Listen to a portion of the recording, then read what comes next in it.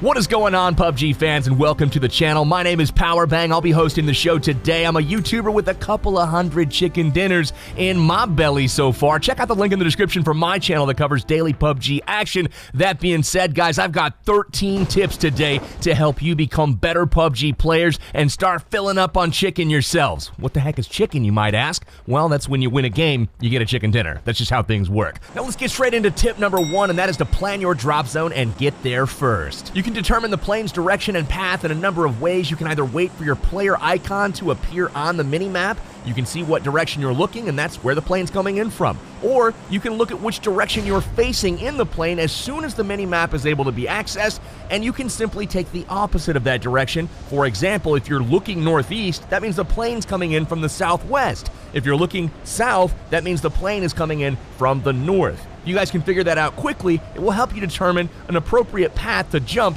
much more quickly. You're going to want to jump to the high-density loot locations to try to get geared up as soon as possible. You can find those by looking for the big city names all over the map, and as you get more familiar with the map and your surroundings, you're going to come up with some favorites that you're going to want to jump to more often than not if the plane's path allows it. Once you've chosen a destination, mark the map by clicking the mini-map. Once you've done so, a marker will appear, and that marker will then show an icon on your compass at the top of the screen, and that's the direction you want to focus your player as you're jumping. Try to take care of your positioning and maneuvering while you're still skydiving and not after the parachute is popped. Once the parachute has deployed, you want to fly directly down to your destination, whether it's a rooftop or a building. While you're on your way there in the parachute, that is a good time to look around with the eyeball tool to make sure that you don't have enemies that are landing near you, next to you, or even on top of you. You've got to figure out if you're going to land first or if they're going to land before you, and that's going to shape how you play the game from that point forward. That leads us into tip number 2. You need to gear up quickly, and you want to make sure that you pick up the very first gun that you come across. Whether it's a pistol, shotgun, or other subpar gun, it does not matter. Having a gun is much better than having fists when you come across your first enemy, especially if it's an unexpected first encounter where maybe you didn't spot all of the people flying in right behind you.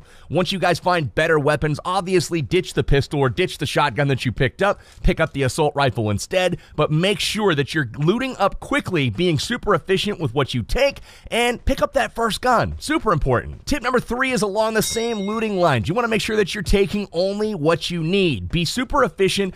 Don't take ammo and attachments for guns that you don't even have, or don't keep the ammunition or attachment from guns that you have dropped in favor of others. If you drop and pick up a shotgun and a choke and all kinds of 12-gauge shells, you want to make sure that you ditch those once you pick up an assault rifle to replace the shotgun. The attachments and the ammo will not clear out of your inventory, and that inventory space is valuable for other things such as boosts or medkits. You want to make sure that you have the space available for the items that are actually going to benefit you. Now, once you've dropped, cleared your immediate area, looted up a little bit, and you're starting to get ready to actually defend yourself or even fight, you want to take note of tip number 4, and that is to pay attention to the safe zone. Open up your mini-map, check the white circle, and if you are outside of that first white circle, you know that you need to move to get to it before that first timer counts down that's right below your mini-map and the safe zone starts to collapse. If it collapses and you're outside of it and you're in the blue zone, you will start to take periodic damage, which is not super helpful if you're trying to win the game.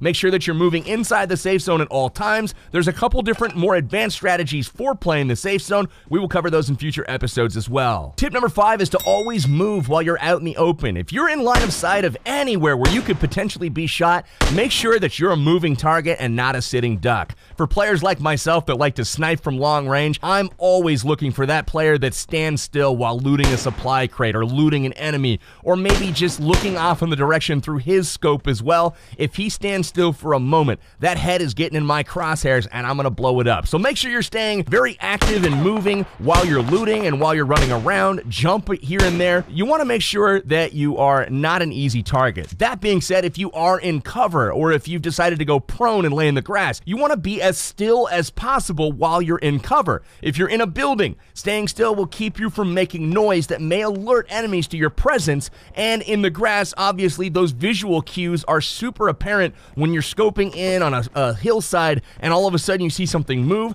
That'll cause an enemy to look in closer to your area and ultimately find you and kill you. Tip number 6 is to use the eyeball tool. Just like you did when you were dropping in with your parachute, it's super helpful when you're running around the map as well. Once you've determined where you're trying to run or drive, you want to look around with the eyeball tool so you can do a couple of things. You can scan the area to see if there are any potential threats watching you, and you can also sneak up on people by looking at them, planning your attack, and they don't ever know that you actually see them. So use that to your advantage. Make sure to use the eyeball tool as you're driving around. Don't just tunnel vision on a target or an enemy or a destination, and forget to check your flanks. Now, eventually footsteps and gunshots and cars driving by are going to start to fill up the battlefield. You're going to hear sounds. And tip number 7 is to use these audio cues to locate nearby enemies. This is absolutely imperative, and probably about 90% of tracking enemies, their location, comes from audio and not visual cues. Not joking here, guys. Having a stereo headset or earbuds is crucial to your success in this game. Highly recommend that you grab that audio for tracking and locating your enemies. To do this using audio alone, you want to focus your player's crosshair on the direction where you think the sound is coming from. Make sure the gunshots or the footsteps or the car sounds, that the audio is balanced from a volume perspective in your left and your right ears. You want to make sure that it sounds the exact same loudness, and once you've done that, you're going to be looking pretty much right at where the sound originated from. Now, the volume of the shots, of the footsteps, that is going to tell you how close the target is, whether it's super far away or if it's right next to you. Tip number 8 expands upon the same process of tracking and locating your enemies when there are audio cues going off in the game. If you hear gunshots, put your crosshair where you think they're coming from, but immediately put your eyeballs, your visuals, on the minimap. Look at the minimap, and there's going to be an orange radar blip that pops up on that minimap, and that is going to tell you the general direction of where those shots came from. Now, if you can combine your hearing and your seeing so that both of these senses are telling you the same direction, there's a great chance that you're going to find your enemy in that direction. Now, you can also use your minimap to plan routes. All you have to do is look at it, tap it to open it up, make it big. You can pinch it to zoom in or out, and then once you've done so, you can mark the map just like you did on the flight in to plan your routes, and that'll again put a marker on your compass that you can track and follow at any time, making navigation a breeze. Now, once you've been in a few fights or taken some fall damage or gotten in a sticky situation in the gas and you've lost a little bit of health, tip number 9 is going to come in super handy, and that's to make good use of boosts and keep your player at full hit points. You want to make sure that you're not suffering by going into fights missing any HP at all. That is going to put your opponent at a significant advantage. There are a lot of weapons in the game that are balanced to where 1 or 2 shots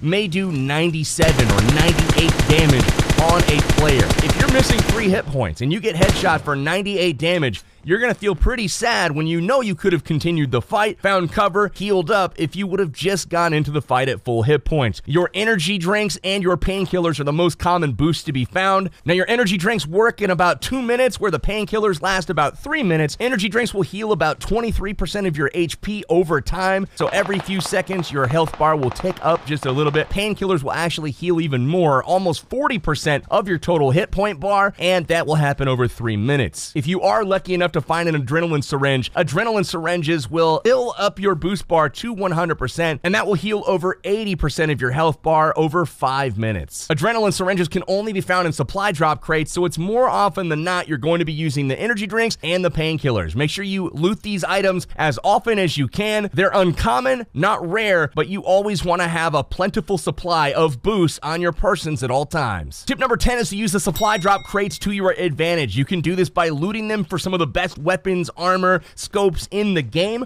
or you can use them as bait. If you're able to get to a crate first, loot it, and get a little bit away from it, you can continue to watch the crate as other players in cars and vehicles and even on foot will surely approach it to see what was in the crate, and you can shoot them dead pretty easily. Or if you come up onto a crate late and it's been down for a while, you know that there's probably people in the area. You can come up on full alert and make sure that you're able to pick these guys off as they're trying to escape that danger zone of around the crate. Tip number 11 is to make use of the prone stance on your own terms. battlefields. This means that prone is a very valuable way to hide your person and make yourself less visible. This is essentially laying down in the grass, snaking around, hiding, and attacking by surprise. That is something that is very, very effective, but it is not effective if you're not doing it on your own terms. What do I mean by that? Go prone when nobody has seen you approach an area. Don't go prone if you're being shot at. If you decide to lay down after you've already been acquired by somebody that is putting their scope on you, you are dead. They know exactly where you laid down because they're looking right at you. If you are being shot at, instead of going prone, run to the nearest cover, zigzag, jump around, make yourself a difficult target to hit, but going prone while somebody's shooting at you is essentially waving the white flag and surrendering. Unfortunately, in PUBG Mobile, there are no prisoners of war. You're just gonna die. In this game, I was able to obtain a ghillie suit and get to an area undetected, so once I went prone, I was able to sneak attack my enemies without them ever knowing where I was. Tip number 12 is to fight from cover to decrease your exposure to your enemies. People are going to be looking to take you down constantly, and if you're able to fight from behind a tree or inside of a house, yes, you might get shot, you may take some damage, but you can go behind that cover during the fight and heal up. You can even get all the way back to full health before you re-engage.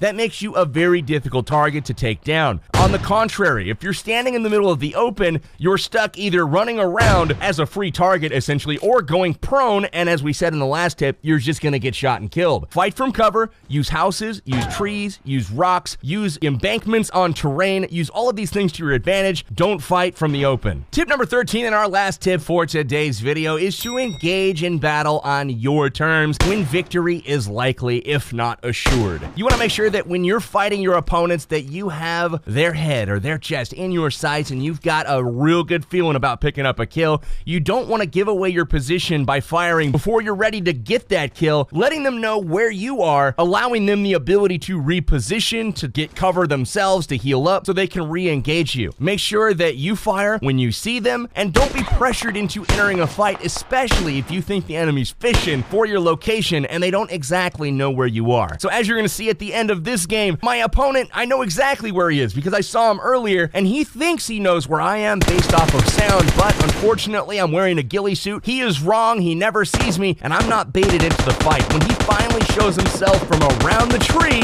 I'm ready for him. Pop him right in the chest, get him in the head, and boom, winner, winner, chicken dinner. That is how it's done, ladies and gentlemen. We'll add that notch onto our belt, another chicken dinner. We're full around here, baby. If you guys are liking the tips, if you're liking the trips, make sure you subscribe to the PUBG Mobile channel. We're gonna be putting out a ton of amazing videos over the next several months that are gonna help you guys become a better player and have some more fun playing PUBG Mobile. For now, I'm your host, Powerbang. I'm signing out, and I'll be with you guys next time.